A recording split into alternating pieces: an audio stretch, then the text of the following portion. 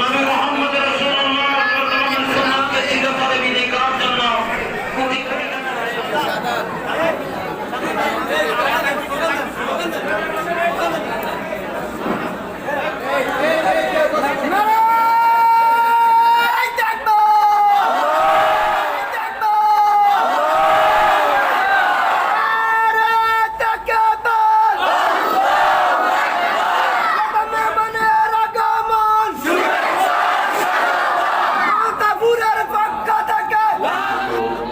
মানুষ সৃষ্টি করেছেন, যত মানুষ পাঠিয়েছেন, পৃথিবীর সকল মানুষের উপরে যার সম্মান, মর্যাদা এবং শ্রেষ্ঠত্ব সবচেয়ে বেশি, তিনি হচ্ছেন মুহাম্মদুর রাসূলুল্লাহ সাল্লাল্লাহু আলাইহি ওয়াসাল্লাম। তাহলে বোঝা গেল পৃথিবীর সকল মানুষের উপরে যার মর্যাদা, তিনি হচ্ছেন রাসূল করিম সাল্লাল্লাহু আলাইহি ওয়াসাল্লাম। আবার আল্লাহ তাআলা স্থানের উপরে স্থানকে প্রাধান্য দেয়। এই পৃথিবীতে প্রায় কথা বলবেন না প্লিজ, আমি কিন্তু আস্তে আস্তে কথা বলি। এখন আমি একা কথা বলছি, এখানে যদি পারস্পরিক সাউন্ড করেন এটা খুব খারাপ দেখায়। আর এখানে বসেছেন কোন জায়গায়? এটা তো মসজিদ। এরকম পরিবেশ মসজিদে হওয়া কোনোভাবেই কাম্য নয়। এটা হচ্ছে বাইতুল্লাহ। এই ঘরে আসার আদব আছে, এই ঘরে বসার আদব আছে, এই ঘরে কথাবার্তা বলার ক্ষেত্রেও সতর্ক থাকা দরকার। আল্লাহর নবীর একজন সাহাবী উবাই বিন কাআব রাদিয়াল্লাহু আনহু, দেখেন আপনার আমার জীবন চরিত্র আর সাহাবীদের জীবন চরিত্র মিলান। জুমার দিনে মসজিদে বসে আছেন, রাসূল করিম সাল্লাল্লাহু আলাইহি ওয়াসাল্লাম খুতবা শুরু করেছেন। এমন সময় তার পাশে থাকা একজন তাকে একটি মাসআলা জিজ্ঞেস করলেন, দ্বীনের ব্যাপারে জানতে চাইলেন, তিনি চুপ থাকলেন। বারবার তাকে প্রশ্ন করা হলো, তিনি চুপ থাকলেন। মসজিদ থেকে বের হওয়ার পর বললেন, উবাই, তোমাকে তো খুব নম্র, ভদ্র এবং ভালো মানুষ হিসেবে জানি, কিন্তু আজ মসজিদের ভেতরে একটি মাসআলা জানার জন্য বারবার তোমাকে প্রশ্ন করলাম, তুমি তো কোনো জবাব দিলে না। উবাই বিন কাআব রাদিয়াল্লাহু আনহু তখন বললেন, তুমি কি জানো না, মসজিদে যখন খুতবা শুরু হয়, আলোচনা শুরু হয়, তখন কথা বলা যায় না, নিষেধ করেছেন মুহাম্মদ সাল্লাল্লাহু আলাইহি ওয়াসাল্লাম। তিনি কথা বলছেন, আমি তখন কিভাবে তার কথার উপরে তোমার সাথে আমি কথা বলতে পারি? এটা তো মানানসই নয়। এই উত্তরে সন্তুষ্ট না হয়ে তিনি গেলেন রাসূল করিম সাল্লাল্লাহু আলাইহি ওয়াসাল্লামের কাছে। নবী করিম সাল্লাল্লাহু আলাইহি ওয়াসাল্লাম শুনে বললেন, উবাই ঠিক কাজই করেছে, কারণ মসজিদে ঢোকার পরে খতিব সাহেব, ইমাম সাহেব যখন কথা বলবেন, তার কথার উপরে কথা বলাটাই হচ্ছে বেমানা, আদবের খেলাফ এবং বেয়াদবি। সাহাবীদের জীবনী থেকে আমাদের লেসন নেওয়া দরকার, শিক্ষা নেওয়া দরকার। মসজিদে আসার পর চুপচাপ হয়ে যেতে হবে। আপনার কোনো কাজ নাই, বসে থাকেন, সুবহানাল্লাহ জপেন, আস্তাগফিরুল্লাহ জপেন। কিছু মানুষ আছে, এদেরকে দেখলে মনে হয় যেন লোকটা মসজিদে ঢোকার পরে শান্তি পাচ্ছে না, খুব ছটফট ছটফট করে। এরকম আছে না? নাই? এরকম ছটফট ছটফট করা যাবে না। চুপচাপ হয়ে মসজিদে আসতে হবে, বিনয়ের সাথে মসজিদে ঢুকতে হবে। ঢোকার সময় যেন বিনয় থাকে, নম্রতা থাকে, কারণ আপনি যেখানে ঢুকেছেন এখানে গোলামির জন্য ঢুকেছেন, এখানে পার্ট নেওয়ার জন্য ঢুকেন নাই। সুতরাং ভাবসাব যেন গোলামের মতো থাকে, চেহারা সুরতের মধ্যে যেন গোলামের ছাপ ফুটে ওঠে, কথাবার্তার মধ্যে যেন নম্রতা থাকে, বিনয় থাকে। আপনার কথাবার্তা, আচার আচরণে বিনয়ের বহিঃপ্রকাশ ঘটলেই বোঝা যাবে যে মসজিদের আদব রক্ষা করে আপনি চলছেন। আল্লাহ আমাদেরকে বোঝার তৌফিক দান করেন। সম্মানিত ভাইরা, আমি বলছিলাম আল্লাহ তাআলা স্থানের উপরে স্থানকে প্রাধান্য দেয়। যেমন এই পৃথিবীতে যত জায়গা আছে, সকল জায়গার চাইতে একটা জায়গার দাম, সম্মান, মর্যাদা সবচেয়ে বেশি। বলেন তো জায়গাটার নাম কি? মক্কাতুল মুকাররমা। মক্কাতুল মুকাররমা, এই জায়গাটির দাম এত বেশি। আল্লাহ তাআলা এই নগরীকে এত বেশি সম্মানিত করেছেন, কোরআনুল কারীমে এই নগরীর শপথ আল্লাহ নিজেই করেছেন, ওয়াত-তিনি ওয়াজ-যাইতুনি ওয়া তুরি সিনিন ওয়া হাদাল বালাদিল আমিন। বাংলাদেশের নামে আল্লাহ কসম করেছেন, এমন কোন সূরা আছে নাকি? না। কথা বলেন, আছে? না। পাকিস্তানের নামে আল্লাহ কসম করেছেন, এমন কোন আয়াত আছে? না। ইন্দোনেশিয়ার নামে কসম করেছেন, আছে? না। আমেরিকার নামে? না। কিন্তু মক্কা নগরীর সম্মান আল্লাহ নিজে দিয়েছেন। তিনি বলছেন, ওয়া হাদাল বালাদিল আমিন, এই পবিত্র নগরীর কসম আমি করছি। সুবহানাল্লাহ। কি মনে করেন এই নগরীর কসম করেছেন কে? আল্লাহ। পৃথিবীর সকল জায়গার উপরে যে জায়গার শ্রেষ্ঠত্ব আল্লাহ দিয়েছেন সেই জায়গার নাম হচ্ছে মক্কাতুল মুকাররমা। এভাবে আল্লাহ তাআলা সময়ের উপরে সময়কে প্রাধান্য দেন, সময়ের উপরে সময়কেও প্রাধান্য দেন। এক বছর সমান কত দিন? 365 দিন। এই 365 দিনের মধ্যে সবচাইতে সম্মানিত দিন, সবচাইতে দামি দিন কোনটা? হ্যাঁ, ইয়াউমে আরাফা, হজের দিন যেটা। কেন এই দিনটা শ্রেষ্ঠ? এই দিনে আল্লাহ এত বেশি লোককে ক্ষমা করে দেন, বছরের অন্য দিনে আল্লাহ এত পরিমাণ ক্ষমা করেন না। সুবহানাল্লাহ। শয়তানও লজ্জা পায়, আল্লাহর ক্ষমা দেখে শয়তানও ওই দিন কি করে? লজ্জা পায়। তাহলে সারা বছরের সবচেয়ে দামি দিন হলো ইয়াউমে আরাফা, আর সারা বছরের সবচাইতে দামি রাত হচ্ছে লাইলাতুল কদর। কেন? এই রাতে কোরআন নাযিল করেছেন কে? আল্লাহ। তাহলে বোঝা গেল সারা বছরের সবচেয়ে দামি দিন আরাফার দিন, সবচাইতে দামি রাত কদরের রাত। সারা বছরের সবচাইতে দামি মাস কোনটা? কেন? শাহরুর রমাদান আল্লাযী উনজিলা ফীহিল কুরআন, এই মাসে কোরআন নাযিল করেছেন কে? আল্লাহ। তাহলে সারা বছরের সবচাইতে দামি মাস হলো রমাদান মাস। এবার বলেন তো, মাসের মধ্যে যে 4টি সপ্তাহ থাকে, ওই সপ্তাহের সবচাইতে দামি দিন কোনটা? ইয়াউমুল জুমআ। জুমআ না, বলতে হবে ইয়াউমুল জুমআ। আজকের যেই দিনে আমরা এই মসজিদে এসে সমবেত হলাম, আজকের দিনটা হলো সপ্তাহের সবচাইতে দামি দিন। সুবহানাল্লাহ। জুমার এই দিন এত বেশি তাৎপর্যপূর্ণ, জুমার এই দিনটি আল্লাহর কাছে এতই বরকতময়, এতই মর্যাদাবান। ইবনে মাজার বর্ণনায় বিশ্বনবী সাল্লাল্লাহু আলাইহি ওয়াসাল্লাম বলেছেন, ইন্না হাদা ইয়াউমু ঈদিন জাআলাহুল্লাহু লিল মুসলিমিন। বিশ্বনবী সাল্লাল্লাহু আলাইহি ওয়াসাল্লাম বলেছেন, জুমার এই দিনটাকে রব্বুল আলামিন মুসলমানদের জন্য সাপ্তাহিক ঈদের দিন বানিয়ে দিয়েছে। এই দিনটাকে আল্লাহ তাআলা মুসলমানদের জন্য সাপ্তাহিক ঈদের দিন বানিয়েছে। কেউ যদি প্রশ্ন করে, হুজুর জুমার এই দিনটা কত বেশি বরকতময়, জুমার এই দিনের ফজিলত কেমন, আমি তাকে বুঝাবার জন্য একেবারে সংক্ষিপ্তভাবে জবাব দিব।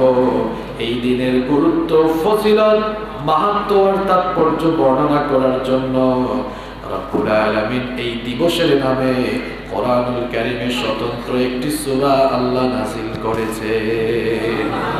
কোরআনুল কারীমে জুমার নামে একটা সূরা আছে। কোরআনুল কারীমের 62 নম্বর সূরা, সূরাতুল জুমআ। শনিবারের নামে কোরআনে সূরা আছে নাকি? রবিবারের নামে? সোমবার, মঙ্গলবার, বুধবার, বৃহস্পতিবার, এই দিনগুলোর নামে কোরআনে একটা সূরা আছে? কিন্তু জুমার এই দিন আল্লাহর কাছে এত দামি, এত ফজিলতপূর্ণ, এই দিবসের নামে আল্লাহ তাআলা কোরআনুল কারীমে স্বতন্ত্র এবং বৃহৎ একটি সূরা নাযিল করেছেন। সুবহানাল্লাহ। বিশ্বনবী সাল্লাল্লাহু আলাইহি ওয়াসাল্লাম বলেছেন, মুসনাদে আহমদ এবং মুসলিমের বর্ণনা, আন আবি হুরায়রা রাদিয়াল্লাহু আনহু قال قال رسول الله صلى الله عليه وسلم خير يوم طلعت عليه الشمس يوم الجمعة। সূর্য উদিত হওয়ার দিনগুলোর মধ্যে আল্লাহর কাছে জুমার দিন হচ্ছে সবচাইতে শ্রেষ্ঠ দিন। পুরো সপ্তাহে উদিত হওয়া সূর্যের প্রভাদীপ্ত দিনগুলোর মধ্যে আল্লাহর কাছে এই জুমার দিনটাই হলো সবচাইতে দামি দিন। জুমার এই দিনটি এত বেশি বরকতময়, জুমার এই দিনটি এত বেশি ফজিলতময়। মুসলিম শরীফের অন্য হাদিসে বিশ্বনবী সাল্লাল্লাহু আলাইহি ওয়াসাল্লাম বলেছেন, আদাল্লাহু আনিল জুমআতি মান কানা ক্বাবলানা, আমাদের পূর্ববর্তী উম্মতদেরকে আল্লাহ তাআলা এই জুমার দিনের নিয়ামত দিতে চেয়েছিলেন, কিন্তু কেউ জুমার দিনের ব্যাপারে সঠিক পথের সন্ধান পায় নাই। জুমার এই দিনকে আল্লাহ তাআলা ইহুদি জাতিকে দিতে চেয়েছিলেন, জুমার দিনের এই নিয়ামতকে রব্বুল আলামিন খ্রিস্টানদেরকে দিতে চেয়েছিলেন। ফাখতালাফু ফি, কিন্তু তারা এ ব্যাপারে মতবিরোধে লিপ্ত হয়েছিল। মতবিরোধে লিপ্ত হয়ে ইহুদিরা শনিবারকে তাদের ইবাদতের দিন হিসেবে গ্রহণ করলো, আর খ্রিস্টানরা রোববারকে তাদের ইবাদতের দিন হিসেবে গ্রহণ করলো। ফাজা আল্লাহু বিনা ফাহাদানা আল্লাহু লিয়াউমিল জুমআ, এরপরে রব্বুল আলামিন আমাদেরকে এই দুনিয়াতে পাঠালেন, আর জুমার দিনের এই নিয়ামত আমাদেরকে গিফট করতে চাইলেন। আমরাও কোনো কথাবার্তা ছাড়া, কোনো অজর আপত্তি ছাড়া জুমার দিনের নিয়ামত আমরা গ্রহণ করে নিলাম। জুমার দিবসকে আল্লাহ তাআলা আমাদের পূর্বে ইহুদি খ্রিস্টানদেরকে দিতে চেয়েছিল সাপ্তাহিক ইবাদতের দিন হিসেবে, এরা নেয় নাই, এরা মতবিরোধ করেছিল, ইখতিলাফ করেছিল। এরপরে আল্লাহ তাআলা আমাদেরকে দয়া করে দিলেন, আমরাও আল্লাহর সাথে কোনো কথাবার্তা না বলে আমরা গোলামের মতো মাথা নত করে জুমার দিনের এই হাদিয়া, এই গিফট আমরা গ্রহণ করে নিয়েছি। সুবহানাল্লাহ। জুমার এই দিনটি হচ্ছে বছরের দুইটা ঈদ আছে, এই দুইটা ঈদের চাইতেও আল্লাহর কাছে আরো মহান। ইবনে মাজার বর্ণনায় হাদিস এসেছে, বিশ্বনবী সাল্লাল্লাহু আলাইহি ওয়াসাল্লাম বলেছেন, ইন্না ইয়াউমাল জুমআতি সাইয়্যিদুল আইয়াম ওয়া আযমুহা ইনদাল্লাহ। বিশ্বনবী সাল্লাল্লাহু আলাইহি ওয়াসাল্লাম বলেছেন, জুমার দিন হচ্ছে সপ্তাহের সবচাইতে মহান দিন। এই দিনটির মর্যাদা এবং সম্মান আল্লাহর কাছে সবচাইতে বেশি। ওয়া হুয়া আযমু ইনদাল্লাহি মিন ইয়াউমিল আযহা ওয়া ইয়াউমাল ফিতর, এমনকি দুইটা ঈদ অর্থাৎ ঈদুল ফিতর আর ঈদুল আজহার চাইতে জুমার দিনের সম্মান আর মর্যাদা আল্লাহর কাছে বেশি। এখন প্রশ্ন হতে পারে, দুই ঈদের চাইতেও জুমার দিনের ফজিলত এত বেশি কেন? জুমার এই দিন এত বেশি বরকতময় কেন? জুমার এই দিন এত বেশি ফজিলতপূর্ণ আর বরকতময় হওয়ার কারণ হলো পাঁচটি। সবাই বলেন কয়টি? বিশ্বনবী সাল্লাল্লাহু আলাইহি ওয়াসাল্লাম বললেন, ফিহি খামসু খিলাল, জুমার এই দিনের পাঁচটি বৈশিষ্ট্য রয়েছে। এই পাঁচটি বৈশিষ্ট্যের কারণে সপ্তাহের অন্যান্য দিনের চাইতে জুমার দিনের মর্যাদা সব চাইতে বেশি হয়েছে। নাম্বার 1, এক নাম্বার হলো খালাকাল্লাহু ফিহি আদম, জুমার এই দিনে মানব জাতির পিতা, পৃথিবীর প্রথম মানুষ এবং প্রথম নবী সাইয়েদিনা আদম আলাইহিস সালামকে আল্লাহ সৃষ্টি করেছে। জুমার দিনের বৈশিষ্ট্য পাঁচটি। জুমার এই দিন ফজিলতপূর্ণ হওয়ার কারণ পাঁচটি। এক নাম্বার হলো, এই দিনে আল্লাহ তাআলা পৃথিবীর সকল মানুষের বাবা, পৃথিবীর প্রথম মানুষ আদম আলাইহিস সালামকে আল্লাহ তাআলা এই জুমার দিনে সৃষ্টি করেছেন। সুবহানাল্লাহ। দুই নাম্বার হলো, ওয়া আহবাতাল্লাহু ফিহি আদামা ইলাল আরদ, জুমার এই দিনে আল্লাহ তাআলা আদম আলাইহিস সালামকে জান্নাত থেকে বের করে দুনিয়াতে পাঠিয়েছেন। তিন নাম্বার হলো, ওয়া ফিহি তাওয়াফাল্লাহু আদম, এই দিনে আদম আলাইহিস সালামের ওফাত হয়েছে। জুমার এই দিনে তিনি ইন্তেকাল করে দুনিয়া থেকে চলে গিয়েছেন। চার নাম্বার হলো, ওয়া ফিহি সাআ লা ইয়াসআলুল্লাহু ফিহিল আবদু শাইআন ইল্লা আতা, জুমার এই দিনটা হলো দোয়া কবুলের দিন। জুমার দিনে এমন একটা সময় রয়েছে, ওই সময় বান্দা আল্লাহর কাছে যা চাইবে আল্লাহ তাআলা বান্দার ওই চাওয়াগুলোকে পূরণ করবে। আর পাঁচ নাম্বার হলো, ফিহি তাকুমুস সাআ, এই জুমার দিনেই কিয়ামতের ঘটনা ঘটবে। এই পাঁচটি কারণে সপ্তাহের অন্যান্য দিনের চাইতে জুমার দিনের মর্যাদা বাড়িয়ে দিয়েছেন কে? ওমর ইবনুল খাত্তাব রাদিয়াল্লাহু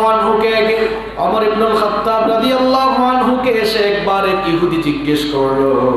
একবার এক ইহুদি এসে বলল, ওগো আমিরুল মুমিনিন, আপনাদের কিতাবের ভেতরে এমন একটি আয়াত আল্লাহ নাজিল করেছেন, ওই আয়াত যদি আপনাদেরকে না দিয়ে আল্লাহ আমাদের উপরে নাজিল করতেন, আল্লাহ যদি স্পেশালি আমাদেরকে ওই আয়াতটা দিতেন, তাহলে যেই দিনে ওই আয়াত নাজিল হয়েছিল সেই দিনটাকে আমরা আমাদের জন্য ঈদের দিন বানিয়ে ফেলতাম। ওমর ইবনুল খাত্তাব রাদিয়াল্লাহু আনহু তাকে জিজ্ঞেস করলেন, তুমি কোন আয়াতের কথা বলছো? ইহুদি তখন বলল, আমি আপনাদের কিতাবের সূরাতুল মাইদার 3 নম্বর আয়াতের কথা বলছি। আল ইয়াউমা আকমালতু লাকুম দীনাকুম ওয়া আতমামতু আলাইকুম নি'মাতি ওয়া রাদিতু লাকুমুল ইসলাম দীনা। এই আয়াত যদি আমাদের জন্য স্পেশালি নাজিল হতো, যেই দিন এই আয়াতটি নাজিল হয়েছিল সেই দিনটাকে আমরা আমাদের জন্য ঈদের দিন বানিয়ে ফেলতাম। ইহুদির কথা শুনে ওমর ইবনুল খাত্তাব রাদিয়াল্লাহু আনহু তখন বললেন, তুমি হয়তো জানো না, এই আয়াত যেদিন নাজিল হয়েছিল সেই দিনটা ছিল ইয়াউমে আরাফা, আরাফার দিন। আর নবীজি যেদিন আরাফার দিবসে উপস্থিত হয়েছিলেন সেই দিনটাও ছিল জুমার দিন। সুতরাং ঈদ আর বানানো লাগবে না, কারণ আমাদের জুমার এই দিনটাকে সাপ্তাহিক ঈদের দিন আমাদের জন্য বানিয়েছেন কে? আল্লাহ। জুমার এই দিবস এত বেশি ফজিলতপূর্ণ, তিরমিজি শরীফের হাদিসে বিশ্বনবী সাল্লাল্লাহু আলাইহি ওয়াসাল্লাম বললেন, মা মিন মুসলিমিন ইয়ামুতু ইয়াওমাল জুমআতি আও লাইলাতাল জুমআতি ইল্লা ওয়াকাহু আল্লাহু ফিতনাতাল কাবার। এই দিনটির মর্যাদা এত বেশি, জুমার রাতে কিংবা জুমার দিনে যদি কোনো মুসলমান মারা যায়, আল্লাহ তাআলা তাকে কবরের শাস্তি থেকে বাঁচিয়ে দিবে। এই হাদিস শুনে আবার কেউ ভুল বুঝবেন না যে ইমানের দাবিদার লোক আর ইমানের দাবি করতো আবার সুদ ঘুষ খাইতো, মিথ্যা বলতো, চুরি করতো, ডাকাতি করতো, গীবত করতো, পরনিন্দা পরচর্চা করতো, গুন্ডামি মস্তানি করতো, মানুষের উপরে জুলুম করতো, এই ধরনের লোক মারা গেলেও কি আল্লাহ মাফ করে দিবে? মাফ করা না করে আল্লাহর ব্যাপার, এটা আমি বলছি না। ইমান কি এটা আগে বুঝতে হবে। যেই লোক ইমানের দাবি করবে সেই লোক ইমানের দাবি মুখ দিয়ে করে কখনো অন্যায় অপকর্ম করতে পারে না। ইমানের দাবি করে কেউ যদি বাস্তবিক জীবনে অন্যায় অপকর্ম করে, বুঝতে হবে এই লোকটা মৌখিকভাবে ইমানের দাবি করে ঠিক, কিন্তু বাস্তবিকভাবে ইমানের বিপরীত কাজ করে সে আসলে মুনাফিকের পরিচয় দেয়। মুনাফিকদের ব্যাপারে আমি আর কি বলবো, আল্লাহ তাআলাই বলেছেন, ইন্নাল মুনাফিকিনা ফিদ দারকিল আসফালি। এদেরকে আল্লাহ তাআলা জাহান্নামের তলায় রাখবেন। বড় বড় কাফের যারা, নমরুদ, ফেরাউন, সাদ্দাদ, হামান, কারুন, আবু জাহাল, উতবা, শাইবা, যেগুলোর নাম বললাম, এগুলোর চেয়ে বড় কাফের পৃথিবীতে আর আছে নাকি? এরা জাহান্নামের উপরের তলায় থাকবে। আর মুনাফিক এত খারাপ, এরা জাহান্নামের তলায় থাকবে। এখন প্রশ্ন হলো, হু ইজ মুনাফিক? হোয়াটস দ্য ডেফিনেশন অফ মুনাফিক? মুনাফিক কে? মুনাফিকের তো আলাদা দেশও নাই। কেউ যদি বলে হুজুর হিন্দু দেখবো, কোন দেশে যাব? ইন্ডিয়ায় যায়। হুজুর খ্রিস্টান দেখবো, আমেরিকায় যায়। বৌদ্ধ দেখবো, মায়ানমার যান। হুজুর মুনাফিক দেখবো, কোন দেশে যাবে না? যেই সকল দেশে মুসলমান বাস করে ওই সকল দেশে যান, গিয়ে দেখেন বহু মানুষ মুসলমানদের নাম ধারণ করে বেশভূষা মুসলমানের নিয়ে সুযোগ পেলেই ইসলামের শেকড় কাটায় সে ব্যস্ত হয়ে কাজ করে। মুনাফিক দাড়িও রাখে, টুপিও মাথায় দেয়, পাঞ্জাবিও পরে, আবার সুযোগ পাইলে দাড়িওয়ালা টুপিওয়ালা লোকগুলাকে পিটাবার চেষ্টা করে। এরা মাথায় টুপি দেয়, পাঞ্জাবিও পরে, আবার সুযোগ পাইলে কোরআনওয়ালা লোকগুলোর উপরে জুলুম চালায়। এদেরকে চিনা খুব মুশকিল। এরা মুখ দিয়ে ইমানের কথা বলবে আর বাস্তবিক জীবনে ইমানের বিপরীত কাজ করবে। এরাই মুনাফিক। মুনাফিকের ব্যাপার ভিন্ন। এই হাদিস তাদের ব্যাপারে, যারা ইমান আছে, ইমানের পথে চলে। ওই মানুষগুলো জুমার দিনে, জুমার রাতে মারা গেলে এদেরকে কবরের শাস্তি থেকে বাঁচাবেন কে? বাঁচাবেন কে? এই যে জুমার দিনের এত ফজিলত বললাম আপনাদেরকে, এই ফজিলত গুলো শুনে কি মনে হলো? জুমার এই দিনটা সপ্তাহের অন্যান্য দিনের চাইতে কম মর্যাদা সম্পন্ন না বেশি মর্যাদা সম্পন্ন? বেশি মর্যাদা সম্পন্ন যদি হয়, তাহলে সপ্তাহের অন্যান্য দিনে আমরা যতটা না ইবাদতমুখী হব, এই দিনে তো আরো বেশি ইবাদতমুখী হওয়ার কথা ছিল। কিন্তু আমাদের স্বভাব, আমাদের চরিত্র তো তার বিপরীত। দেখা যায় সপ্তাহের 6 দিন ঘুম থেকে তাড়াতাড়ি উঠলেও জুমার দিন একটু লেট করে উঠে। তা আপনি জুমার দিনের ফজিলত কি বুঝলেন? আপনি জুমার দিনের মর্যাদা কি বুঝলেন? বছরের সপ্তাহের সকল দিনের চাইতে এই দিনটার ফজিলত সবচাইতে বেশি। তার মানে এই দিনে ইবাদত করা লাগবে কম কম। আপনি তো ঘুম থেকে উঠেন 10টায় 11টায়, কেউ কেউ আছে ওই যে কিছুক্ষণ পর যখন আমরা নামাজে দাঁড়াবো আল্লাহু আকবার হে এসে পেছনে দাঁড়াবে। অবশ্যই এরকম মানুষ আপনাদের নোয়াখালীতে নাই, আছে মানে আরো বেশি আছে, নইলে এত জায়গা খালি কেন এখন? আমাদের ফজল মিয়াতে আবার এই চিত্র নাই, তাই না? আপনি তো নামাজ পড়েন, কি বুঝলেন আপনি বলেন?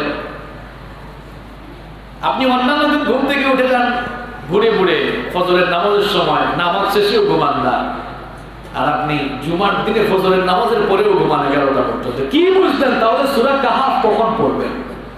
দুরূদ শরীফ কখন পড়বেন? কখন আপনি তাসবিহ তাহলিল করবেন? কারণ এই দিনটা তো সবচেয়ে দামি দিন। কারণ আল্লাহর নবী বলেছেন এই দিন দোয়া কবুল হয়, এটা দোয়া কবুলের দিন। এই দিনে এমন একটা সময় আছে, ওই সময়ে দোয়া কবুল করলে আল্লাহ বান্দার হাতকে খালি হাতে ফিরান না। আপনি কি করেন? দোয়া না করে ঘুমায় থাকেন। তো কি বুঝলেন আপনি? জুমার দিনের মর্যাদা কি বুঝলেন? এই যে মাইকের আওয়াজ বাইরে যাচ্ছে না, এখনো কিছু কপাল খোলা মুসল্লি এখনো হেঁটে গোসল করে, এখনো কেউ মনে হয় ঘুম থেকে উঠছে। মিয়া ভাই আপনি কি বুঝছেন বলেন? আজকের দিনটার ফজিলত কি বুঝলেন আপনি? আজকের এই দিনটি হলো সপ্তাহের সকল দিনের চাইতে দামি দিন। আল্লাহু আকবার। এবার আসুন, এই দিনটাকে জুমার দিন হিসাবে নামকরণ করা হলো কেন? আজকের এই দিনটার নাম কি? ইয়াউমুল জুমআহ। এবার প্রশ্ন হলো যে কি কারণে জুমার দিনকে জুমআহ নামকরণ করা হলো? এর বেশ কিছু কারণ বিভিন্ন বর্ণনায় পাওয়া যায়। রাসূল করিম সাল্লাল্লাহু আলাইহি ওয়াসাল্লামের আগমনের 560 বছর পূর্বে, কত বছর পূর্বে? 560 বছর পূর্বে কাব বিন লুয়াই নামে এক লোক এই জুমার দিনকে জুমআহ হিসাবে নামকরণ করেছিলেন। আবার কোন কোন রিওয়ায়াতে পাওয়া যায় তার নাম ছিল কুসাই বিন কিলাব। জাহেলি যুগে, ইসলাম পূর্ব যুগে জুমার দিনটিকে বলা হতো ইয়াউমুল আরুবা। ইয়াউমুল আরুবা। আরবরা এই জুমার দিনকে তাদের ভাষায় বলতো ইয়াউমুল আরুবা। ওই দিন তারা সবাই একত্রিত হতো এবং কাবা শরীফের তাজিম করত। কাবা শরীফের কি করত?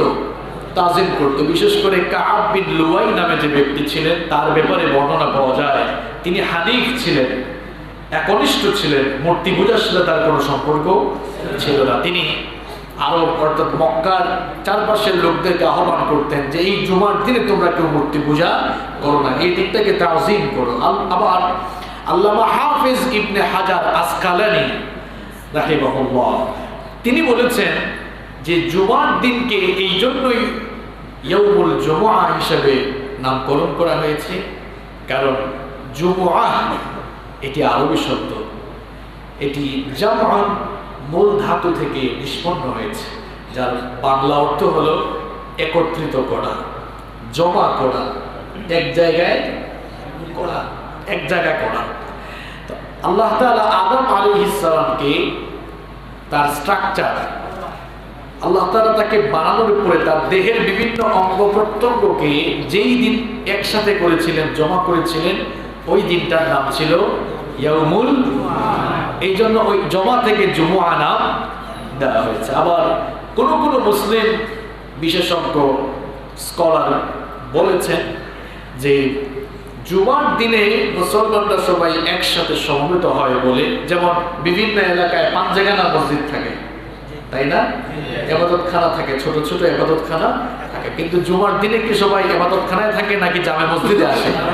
সবাই জামে মসজিদে চলে আসে। এই যে একটা মিলন মেলা ঘটে, এজন্যই এই দিনটার নাম দেওয়া হয়েছে ইয়াউমুল জুমআহ, একত্রিত হওয়ার দিন। তাহলে আমরা জুমার দিনকে কেন জুমার দিন হিসাবে নামকরণ করা হলো সেটা আমরা জানতে পারলাম। আবার কোন কোন আলেম বলেছেন যে জুমআহ যেহেতু জামআত থেকে এসেছে, জামআত মানে একত্রিত করা, যেহেতু কিয়ামত হবে জুমার দিনে আর সেদিনই আল্লাহ একত্রিত করবেন, এই জন্য এই দিনটাকে বলা হয় ইয়াউমুল জুমআ। তাহলে জুমার দিনকে কেন জুমআ হিসেবে নামকরণ করা হয়েছে, বুঝতে পেরেছেন? আচ্ছা, এবার আসেন এই জুমার দিনে আমাদের কি কি কাজ করা দরকার, আমাদের কি কি করণীয় রয়েছে, সেগুলো আমরা আজকে জানার এবং বোঝার চেষ্টা করব ইনশাআল্লাহ। আমি আমার ক্ষুদ্র গবেষণায় জুমার দিনের 20টি করণীয় আমল খুঁজে বের করেছি। এখন আপনাদের সামনে সেগুলো ধারাবাহিকভাবে তুলে ধরব ইনশাআল্লাহ। জুমার দিনে কতটি আমল রয়েছে? সবাই বলেন 20টি আমল রয়েছে। নোট করে নিয়ে যান, কাজে লাগবে ইনশাআল্লাহ। নাম্বার 1, 1 নাম্বার হলো জুমার দিনে ফজরের সালাত জামাতের সাথে আদায় করা। শুধু কি জুমার দিনে ফজরের সালাত পড়বে, নাকি প্রত্যেক দিনই ফজরের সালাত পড়া দরকার? প্রত্যেক দিনই পড়া দরকার। যেহেতু আমরা স্পেশালি জুমার দিনের ব্যাপারে কথা বলছি, এজন্য জুমার দিনের করণীয় আমল এর কথা উল্লেখ করতে গিয়ে আমি প্রথম পয়েন্টটা এনেছি যে ফজরের নামাজ দিয়ে আপনার ডেটাকে কি করা, স্টার্ট করা। বাইহাকির বর্ণনায় হাদিস এসেছেন, বিশ্বনবী সাল্লাল্লাহু আলাইহি ওয়াসাল্লাম বলেছেন, আফদালুস সালাওয়াতি ইনদাল্লাহি সালাতুস সুবহি ইয়াওমাল জুমআতি ফি জামাআহ। বিশ্বনবী সাল্লাল্লাহু আলাইহি ওয়াসাল্লাম বলেছেন, আল্লাহর কাছে সবচাইতে পছন্দের নামাজ হলো জুমার দিনে ফজরের নামাজ জামাতের সাথে আদায় করা। সকল নামাজই জামাতের সাথে পড়তে হবে, কিন্তু জুমার দিনের ব্যাপারে যেহেতু কথা হচ্ছে, জুমার দিন কি কি করবো সিরিয়ালে 1 নম্বরে নিয়ে আসলাম যে ফজরের নামাজ জামাতে আদায় করে দিন শুরু করতে। এখন আমি তো আর হাত তুলে লজ্জা দিব না, এখানে আমরা বহু মানুষ চলে এসেছি, আমরা জুমার দিনের 1 নম্বর কাজ না করে 2 নম্বর কাজে চলে আসছি। বুঝতে পেরেছেন কথা? খুব ভালো, আবার জি বলে স্বীকার করেছে। কেউ ফজরের নামাজ কোথায়? ফজরের নামাজ কোথায়? নামাজ ছেড়ে দিচ্ছেন কেন? আমাদের বহু ভাইয়েরা আছেন নামাজ ছেড়ে দিচ্ছেন। এই যে এদিকে তাকান, এত খিলখিলে হেসে লাভ হবে না। আমি নামাজের ব্যাপারে কথা বলছি, এটা খুব সেনসিটিভ বিষয়, এটা ইমানের সাথে সম্পৃক্ত এবং নামাজ হচ্ছে আপনার ইমানের পরিচয়। এই নামাজ আপনার ইমানের পরিচয় বহন করে, কারণ আল্লাহর নবী বলেছেন, বাইনাল আবদি ওয়াল কুফরি তারকুস সালাহ। আল্লাহর বান্দা আর কাফেরের মধ্যে পার্থক্যই হলো এই নামাজ ছেড়ে দেওয়া। আল্লাহু আকবার, এটা কত বড় কথা! আল্লাহর বান্দা কখনো নামাজ ছাড়তে পারে না। নামাজ পড়লে খুশি হন কে? আল্লাহ। আর নামাজ ছেড়ে দিলে খুশি হয় কে? আল্লাহ। তো ফজরের নামাজ ছেড়ে দিয়ে কাকে খুশি করলেন? কাকে খুশি করছেন আপনি? আপনি নামাজ ছেড়ে দিচ্ছেন কেন? এই নামাজ তো সেই ইবাদত। বুখারী শরীফের হাদিস, আল্লাহর নবী বলেছেন, ইন্না আউওয়ালা মা ইউহাসাবু বিহিল আবদু ইয়াওমাল কিয়ামাতি মিন আমালিহি সালাতি। কিয়ামতের দিন আল্লাহ তাআলা সবার আগে আপনাকে পেয়ে জিজ্ঞেস করবেন, এই নামাজ পড়ছো ঠিকমতো? আপনার নাম কি? বাড়ি কোথায়? কত বড় বিজনেস ম্যাগনেট ছিলেন, মেম্বার না চেয়ারম্যান? কোনো কিছু আল্লাহ জানার দরকার নাই। কেউ নামাজ পড়ছো? এটা প্রথম প্রশ্ন। তো আপনি যে নামাজ ছেড়ে দেন, আপনি তো আল্লাহর প্রথম প্রশ্নের জবাব দিতে পারবেন না। আপনি যে নামাজ ছেড়ে দিচ্ছেন, আপনি তো আল্লাহর প্রথম প্রশ্নের জবাব দিতে পারবেন না, আপনি আটকে যাবেন। আর আল্লাহর নবী বলেছেন, এই প্রথম প্রশ্নের উত্তর যারা ঠিক মতো দিতে পারবে, অর্থাৎ যাদের নামাজ ঠিক থাকবে, ফাকাদ আফলাহা ওয়া আনজাহ, তারাই সফলকাম হয়ে আল্লাহর জান্নাতে ঢুকবে। সুবহানাল্লাহ। আর এই প্রথম প্রশ্নে ভেজাল থাকলেই ফাকাদ খাবা ওয়া খাসার, এরা ক্ষতিগ্রস্ত হয়ে যাবে। তাহলে নামাজ ছেড়ে দিয়ে আমরা কি আমাদেরকে সফলতার দিকে নিয়ে যাচ্ছি, নাকি আমরা ক্ষতির দিকে অগ্রসর হচ্ছি? কেন আপনি নামাজ পড়েন না? কেন আজান হলে আপনি মসজিদে আসতে পারেন না? যেই ঈমান আপনাকে ঘর থেকে বের করে মসজিদে আনতে পারে না, এই ঈমান আপনাকে জান্নাতে নিতে পারবে না। এটা কেমন ঈমান আপনার? আপনার ঈমান আপনাকে মসজিদে আনতে পারে না? এটা কোন টাইপের ঈমান? এটা কেমন ঈমান আপনার? আজান হয়ে যাওয়ার পর যে ঈমান আপনাকে মসজিদে আনতে পারলো না, এর নাম ঈমান না। আল্লাহর নবী বলেছেন, মান তারাকা সালাতান মুতাআম্মিদান ফাকাদ কাফারা। ইচ্ছে করে যে নামাজ ছাড়লো, সে আল্লাহর সঙ্গে কুফরি করলো। কেন নামাজ ছাড়ছেন আপনি? কেন নামাজ ছাড়ছেন আপনি? আপনার জীবনের তো কোনো গ্যারান্টি নাই। আপনার জীবনের কোনো গ্যারান্টি নাই। মাইক কিনেন, ক্যামেরা কিনেন, ঘড়ি কিনেন, ফ্যান কিনেন, লাইটেও এখন গ্যারান্টি দেয় না, ওয়ারেন্টি গ্যারান্টি আছে। আপনার লাইফের ওয়ারেন্টি গ্যারান্টিও নাই। কথা কি ভুল বলেছি? আহুজা মাইক্রোফোন বিক্রি করছে, বলছে ঠিক আছে 1 বছরের গ্যারান্টি দিলাম, নষ্ট হইলে ফেরত দিবেন, 1 বছর টাইম দিচ্ছি। আপনি যে এসেছেন, আপনার 2 সেকেন্ডের ভরসা আছে? এই কথা বলছেন না কেন? আছে? কে যে কখন চলে যাবেন কেউ জানেন না। এখন তথ্য প্রযুক্তির সমৃদ্ধ হওয়ার কারণে গোটা পৃথিবী গ্লোবাল ভিলেজে পরিণত হয়েছে, যার কারণে আমরা ঘরে বসে গোটা পৃথিবীর খবর নিতে পারি। ঘরে বসে গোটা পৃথিবীর খবর নেওয়া গেলেও আমরা কেউ জানি না আমাদের কার জন্য কাফনের কাপড় এসে দোকানে রেডি। কেউ জানেন? ভাই, এমন হতে পারে আপনার জন্য কাফনের কাপড় রেডি, আজকে মাগরিবের সময় আপনার জানাজা হতে পারে, আপনি নিজেও সেটা জানেন না। আমার জন্য হয়তো কাফনের কাপড় এসে রেডি হয়ে আছে, আমি নিজেও জানি না। গতকাল 12:55 দুপুর 12:55 এই পৃথিবীতে বহু মানুষ জীবিত ছিল, তাদের মধ্যে কিছু কিছু লোক মরে গিয়ে আজ দুপুর 12:55 কবরের ভেতরে ঘুমায়। আগামীকাল যে কবরের ভেতরে আপনি থাকবেন না, এর তো কোনো গ্যারান্টি নাই। তাহলে কেন আপনি নামাজ ছেড়ে দিচ্ছেন? কেন আপনি নামাজে আসেন না? যে ঈমান আপনাকে মসজিদে আনতে পারে না, এই ঈমান কি করে আপনাকে কবরের 3টি প্রশ্নের জবাব দিয়ে জান্নাতের দিকে নিয়ে যাবে? বলেন আমাকে। আপনি নামাজ পড়ছেন না কেন? আল্লাহ তাআলা জাহান্নামকে 7 ভাগে ভাগ করেছেন। কয় ভাগে? 1 ভাগ শুধু বেনামাজের জন্য। ইয়াতাসাআলুনা আনিল মুজরিমিন মা সালাকাকুম ফি সাকার। সাকার নামক জাহান্নামে একটা ভয়াবহ জায়গা আছে, এটি আল্লাহ তাআলা বানিয়েছেন বেনামাজীদের জন্য। কিয়ামতের দিন জাহান্নামের ফেরেশতারা বেনামাজীদের মাথার চুলের মুঠি ধরে জিনজির লাগিয়ে শিকল পরিয়ে কুকুরের মতো টেনে হিচড়ে যখন ওই সাকার নামক ভয়াবহ জাহান্নামের দিকে নিয়ে যাবে, তাদেরকে প্রশ্ন করা হবে, মা সালাকাকুম ফি সাকার, তুমি এই সাকার নামক ভয়াবহ জায়গায় কেন এসেছো? এই লোকগুলো জবাব দিল তখন, ক্বালু লাম নাকু মিনাল মুসাল্লিন, আমরা মুসল্লি ছিলাম না, এই জন্য এখানে আসছি। এইটা বলার পরে খুব আদর যত্ন শুরু হবে, তাই না? আল্লাহ বলবেন, খুদুহু, এর ধর, ফাগুল্লুহু, ডান্ডা মেরে লাগা, এর শিকল পরা, এরপরে এরকে ধাক্কায় ধাক্কায় জাহান্নামে ফেলে দেয়। নাউযু বিল্লাহি মিন যালিক। নোয়াখালীর ভাইরা, জাহান্নামের আগুন কি খুব নরমাল আগুন? কোন আল্লাহর নবী বলেছেন, কোন জাহান্নামীকে যদি জাহান্নামের আগুন থেকে বের করে দুনিয়ার আগুনে একবার ফেলা হতো, তাহলে সে স্বর্গের সুখ অনুভব করত।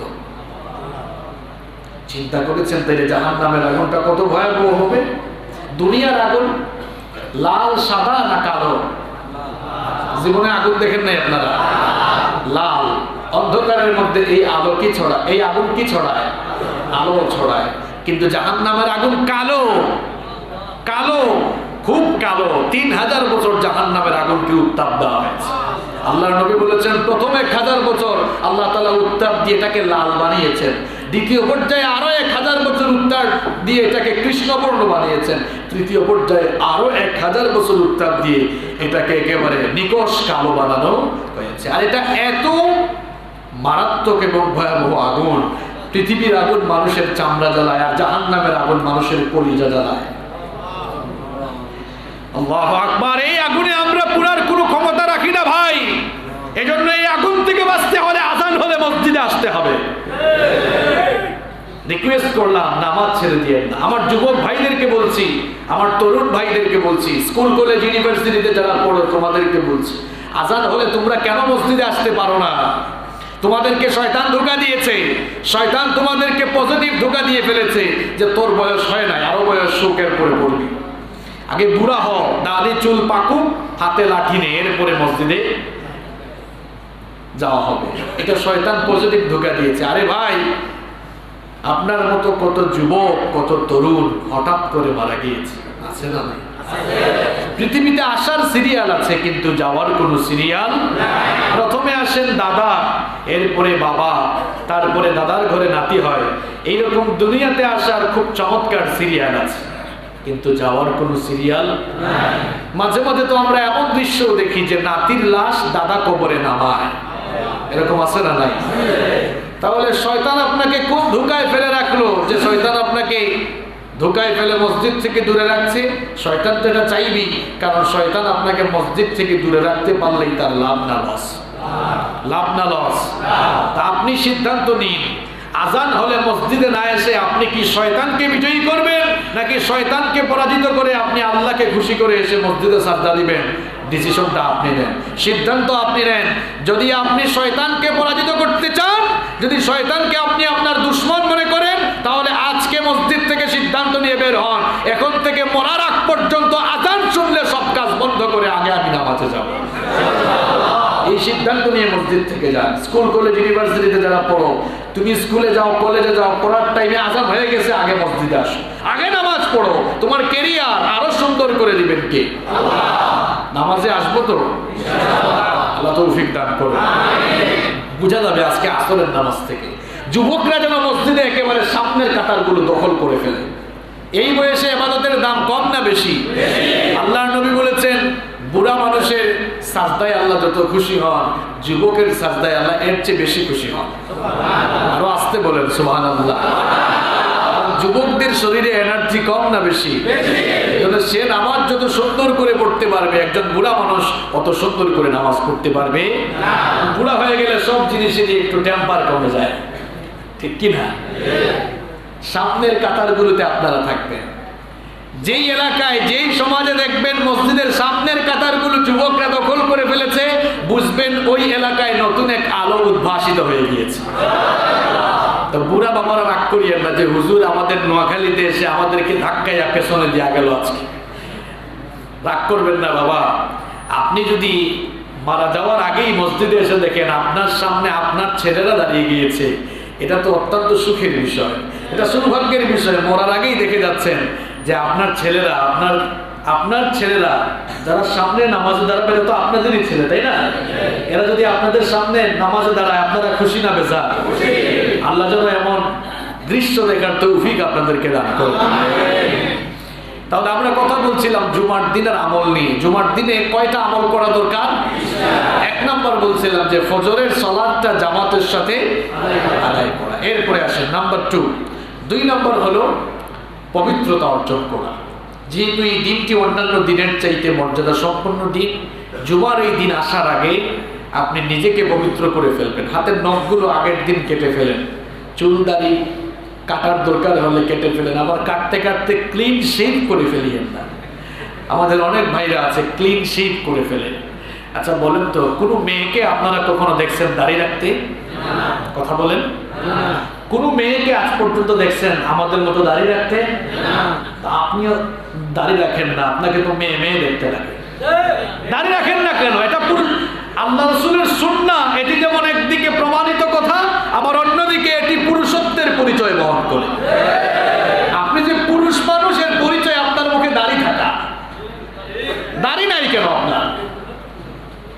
কিছু ছেলেরা বলে হুজুর দাড়ি রাখলে তো বিপদ আছে, মেয়েরা পছন্দ করবে না, না করলে নাই। দাড়ি রাখার কারণে কোনো মেয়ে যদি পছন্দ না করে, আলহামদুলিল্লাহ, এক জাহান্নামী মেয়ে থেকে আল্লাহ আপনাকে বাঁচিয়ে দিয়েছেন। এখন অমুসলিমরা দাড়ি রাখছে, তারা সোয়াবের জন্য রাখতেছে না। এখন তারা দেখতেছে যে বেশি বেশি ক্লিন শেভ করলে ত্বকের ক্ষতি হয়, চামড়ার ক্ষতি হয়, এমনকি এখন পৃথিবীতে স্কিন ক্যান্সার বেড়ে যাচ্ছে। এজন্য তারা ওই স্কিন ক্যান্সার থেকে বাঁচার জন্য কি রাখতেছে? আল্লাহর নবীর প্রত্যেকটি সুন্নাহ মানার ভেতরে আপনার জীবনের কল্যাণ রয়েছে। দাড়ি রাখলে কি মানুষকে আনস্মার্ট লাগে? আমাদেরকে কেউ কোনোদিন আনস্মার্ট বলে নাই, বরং দাড়ি নাই এমন লোকের সাথে মানুষ ছবি তোলে না, এখন দাড়িওয়ালাদের সাথে মানুষ বেশি ছবি তুলে। তাহলে বোঝা গেল দাড়িওয়ালা লোকেরা বেশি স্মার্ট।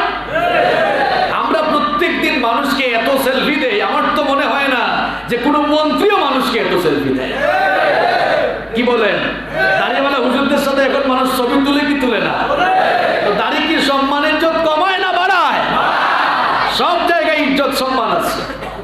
দাড়ি রাখলেই সম্মান আছে না নাই? অনেক সময় দেখা যায় এয়ারপোর্টে পর্যন্ত আমাদেরকে চেয়ারটা করে না দাঁড়িয়ে থাকার কারণে, আছে না নাই? ইজ্জত পাবেন, সম্মান পাবেন। নবীর প্রত্যেকটি সুন্নাহ মানবেন, আপনার সম্মান বাড়াবেন কে? যাদের মুখে দাঁড়িয়ে নাই আল্লাহ যেন তাদেরকে দাঁড়িয়ে রাখার তৌফিক দেয়। তো পবিত্রতা অর্জন করতে হবে। আপনার শরীরের অবাঞ্ছিত লোম কাটার দরকার হলে সেটাও আপনি কাটবেন। অর্থাৎ এই দিনটিকে কেন্দ্র করে আপনি একেবারে পবিত্র হয়ে আগে থেকেই প্রস্তুতি সম্পন্ন করে রাখবেন। এটা হচ্ছে জুমার দিনের 2 নম্বর করণীয় আমল। জুমার দিনের 3 নম্বর করণীয় আমল হলো রাসূল করিম সাল্লাল্লাহু আলাইহি ওয়াসাল্লামের উপরে বেশি বেশি দুরূদ পাঠ করা। সব সময় দুরূদ পাঠ করবেন, কিন্তু এই জুমার দিনে দুরূদ পাঠের কিছু স্পেশাল ফজিলত আছে না নাই? আল্লাহর নবী বলেছেন, ইন্না মিন আফদালি আইয়ামিকুম ইয়াউমাল জুমআহ, সকল দিনের মধ্যে জুমার দিনটা হলো সবচেয়ে ফজিলতপূর্ণ দিন। ফাআকসিরু আলাইয়া মিনাস সালাতি ফাইন্না সালাতাকুম মা'রুদাতুন আলাইয়া, সুতরাং এই দিনে তোমরা আমার উপরে বেশি বেশি দুরূদ পাঠ করো, কারণ তোমাদের পঠিত দুরূদ আল্লাহ তাআলা ফেরেশতার মাধ্যমে আমার কাছে পাঠায়। এই কথা শুনে সাহাবায়ে কেরাম রাদিয়াল্লাহু তাআলা আলাইহিম আজমাইনদের কেউ কেউ প্রশ্ন করলেন, ইয়া রাসূলুল্লাহ, বলেন সাল্লাল্লাহু আলাইহি ওয়াসাল্লাম, কাইফা তুরাদু সালাতুনা আলাইকা ওয়া ক্বাদ আরামতা, কি করে আপনার উপরে আমাদের পঠিত দুরূদ পাঠানো হবে যখন আপনি দুনিয়া থেকে ইন্তেকাল করে চলে যাবেন, যখন আপনি আমাদের মাঝে থাকবেন না? আমরা দুরূদ পড়লে কিভাবে ফেরেশতারা আপনার কাছে সেই দুরূদ পৌঁছাবে? আল্লাহর নবী তখন বললেন, ইন্নাল্লাহা আযজা ওয়া জাল্লা ক্বাদ হাররামা আলাল আরদি আন তাকুলা আজসাদাল আম্বিয়া আলাইহিমুস সালাম। আল্লাহর নবী তখন বললেন, তোমরা মারা যাওয়ার পরে তোমাদের দেহ যেমন মাটি ভক্ষণ করে ফেলে, তোমাদের দেহ যেমন মাটির সাথে মিশে যায়, আল্লাহর নবীদের দেহ তেমন মাটির সাথে মিশে যায় না, কারণ দুনিয়ার মাটির জন্য নবীগণের দেহ ভক্ষণ করা আল্লাহ হারাম করে দিয়েছে। সুতরাং তোমরা আমার উপরে দুরূদ পাঠ করলে সেটা ফেরেশতাদের মাধ্যমে পৌঁছে দিবেন কে? আর নবীর উপরে আপনি যত বেশি দুরূদ পাঠ করবেন ততই আপনার মর্যাদা বাড়িয়ে দিবেন কে? আল্লাহ নবী বলেছেন, যারা আমার উপরে বেশি বেশি দুরূদ পাঠ করবে কিয়ামতের দিন তারা তত বেশি আমার নিকটে থাকবে। আল্লাহর নবী আরো বলেছেন, মান সাল্লা আলাইয়া সালাতান ওয়াহিদা, আমার উপরে যারা একবার দুরূদ পড়ে সাল্লাল্লাহু আলাইহি আশরু সালাওয়াত, আল্লাহ তাআলা ওই লোকটার উপরে 10 বার করে রহমত নাযিল করে।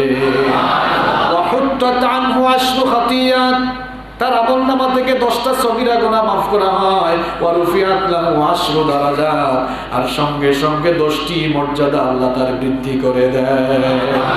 তাহলে নবীর উপরে যত দুরূদ পড়বেন লাভ আছে না নাই? বিশেষ করে এই জুমার দিন বেশি বেশি নবীজির উপরে দুরূদ পড়তে হবে। এখন দুরূদ কিভাবে পড়বেন? সাল্লাল্লাহু আলাইহি ওয়াসাল্লাম বা আল্লাহুম্মা সাল্লি আলা মুহাম্মদ ওয়া আলা আলি মুহাম্মদ কামা সাল্লাইতা আলা ওয়া আলা আলি। আমাদের দেশে এক শ্রেণীর মানুষেরা মনে করে যে দুরূদ পাঠের জন্য হুজুর লাগবে, জন্য হুজুর এনে সবাই জামাতের সাথে একসাথে মিলেমিশে দুরূদ পড়ে। এখন আমার প্রশ্ন হলো, দুরূদ পড়তে যদি হুজুরি লাগে, আপনি যখন নামাজ পড়েন, নামাজে তাশাহুদের পরে তখনও তো দুরূদ পড়েন, তখন কি আরেক হুজুর এনে জামাতে আপনারা দুরূদ পড়েন নাকি? ফরজ নামাজের বাহিরে নিজের দুরূদ নিজেই পড়বেন।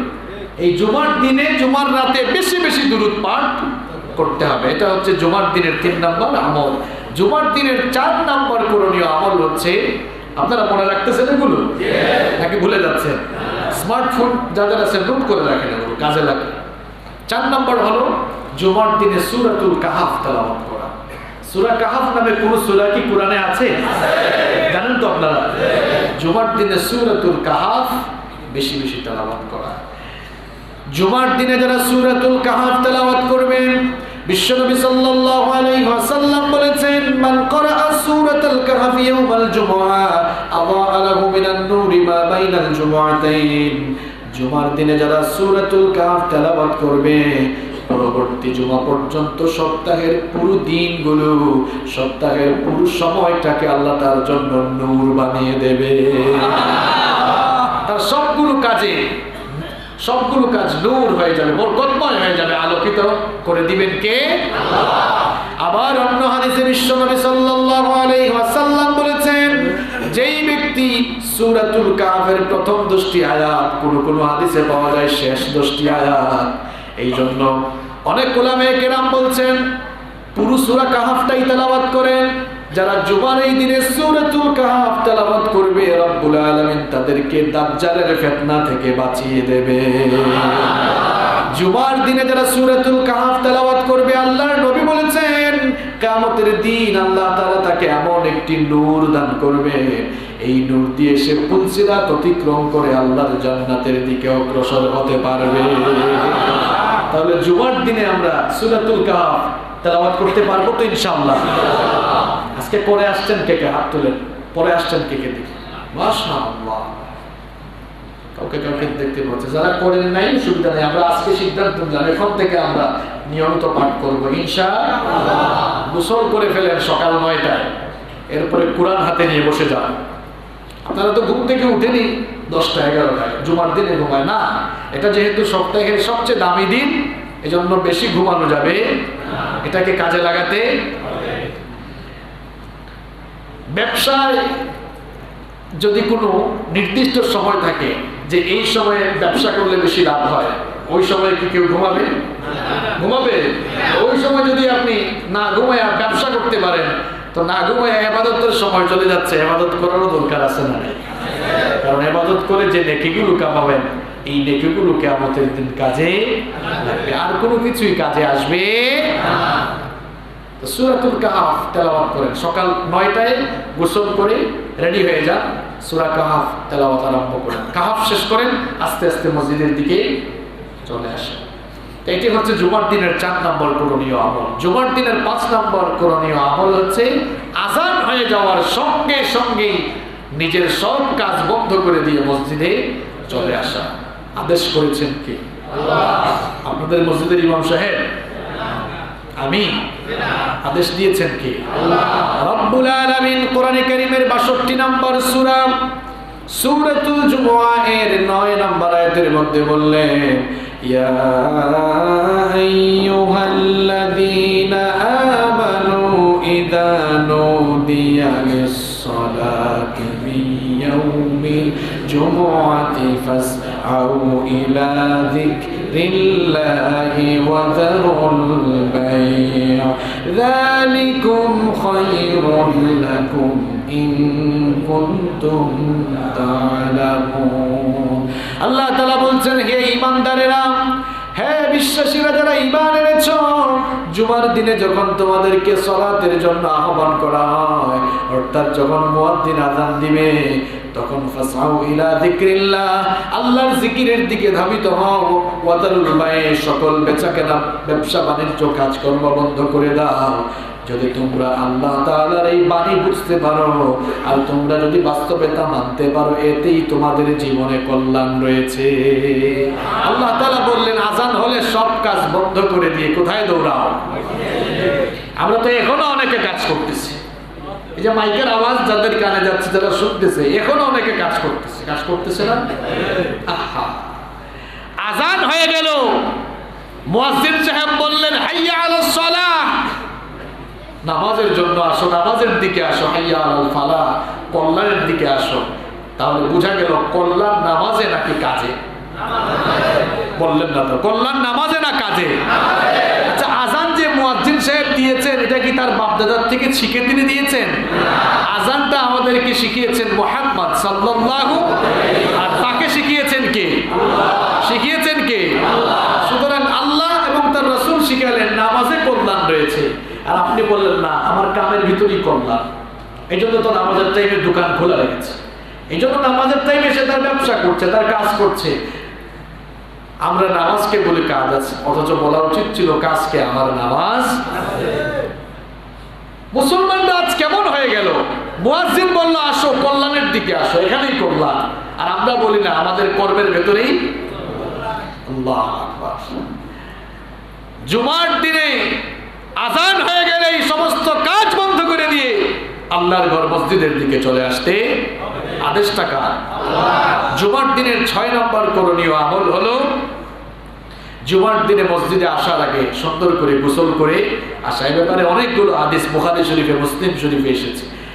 আল্লাহর নবী বলছেন মান জাআ মিনকুমুল জুমআতা ফালইগতাসিল, তোমাদের কেউ যখন জুমার দিনে মসজিদে আসবে সে যেন গোসল করে আসে। গোসলের মাধ্যমে পবিত্র হয়ে পরিপাটি হয়ে পরিচ্ছন্ন হয়ে পরিপাটি হয়ে এরপরে আপনি মসজিদে আসবেন। জুমার দিনের 7 নম্বর করণীয় আমল হচ্ছে আসার সময় একটু তেল মালিশ করে আসেন। এটাও সুন্নাহ, এটাও সুন্নাহ।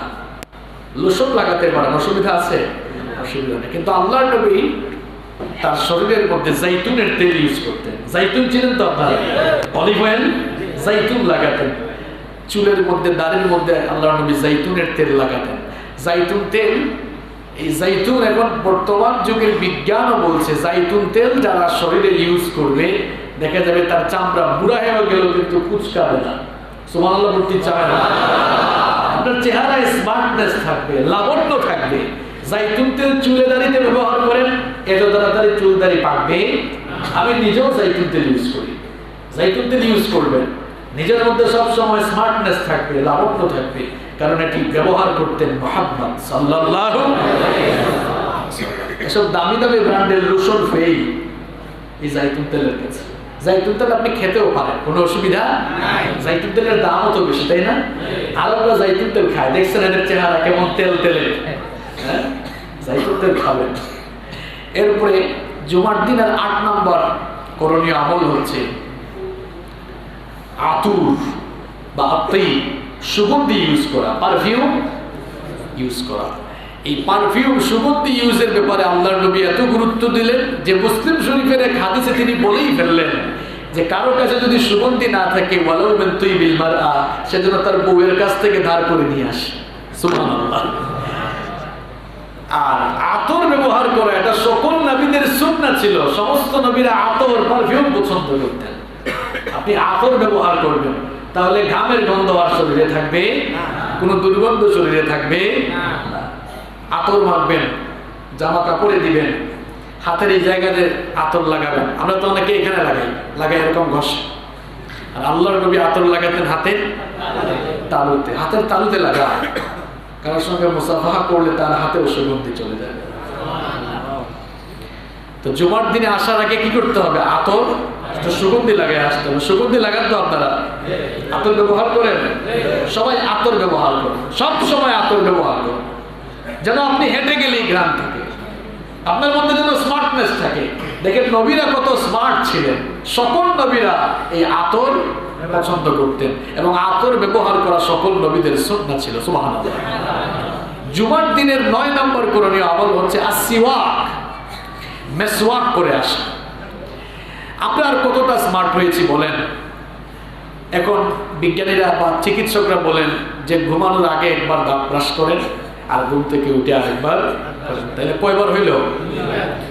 আর আমার নবী সুবহানাল্লাহ এত স্মার্ট ছিলেন। আপনি তো নবীজির বায়োগ্রাফি পড়েন না, নবীজির সিরাত পড়েন না, জীবনী পড়েন না, পড়ে দেখেন আমরা করি 2 বার, তিনি করেছেন 7 বার। তো আস্তে সুবহানাল্লাহ বললেন। আপনি বলবেন হুজুর এই 7 বার করার দলিল আপনি পাইছেন কোথায়? আম্মা জানা আয়েশা রাদিয়াল্লাহু আনহার বর্ণনা, রাসূল করিম সাল্লাল্লাহু আলাইহি ওয়াসাল্লাম ঘুমাতে যাওয়ার আগে একবার মিসওয়াক করতেন। ঘুম থেকে উঠলেই সবার আগে উঠে কি করতেন? তাহলে হইল কয়বার? বাকি 5 বার কোথায়? 5 ওয়াক্ত নামাজের আগেই মিসওয়াক তিনি কি করতেন? মিসওয়াক করতেন। 5 আর 2 কত হইল? নবীজির চেয়ে স্মার্ট কেউ দুনিয়াতে আছে নাকি? এত স্মার্ট ছিলেন সুবহানাল্লাহ। এত পরিষ্কার, এত পরিচ্ছন্ন, এত স্মার্ট তিনি ছিলেন। আমি আল্লাহ রাসূল সাল্লাল্লাহু আলাইহি ওয়াসাল্লামের জীবনে যতবার পড়েছি ততবার বলেছি যে নবীজির মতো স্মার্ট ফ্যাশনেবল লোক পৃথিবীতে কিয়ামত পর্যন্ত আর আসবে না। এখন যাদেরকে দেখে আমরা ইসলাম শিখবো তারা কারা? উলামা। কারণ ইন্নাল উলামা ওয়ারাসাতুল আম্বিয়া।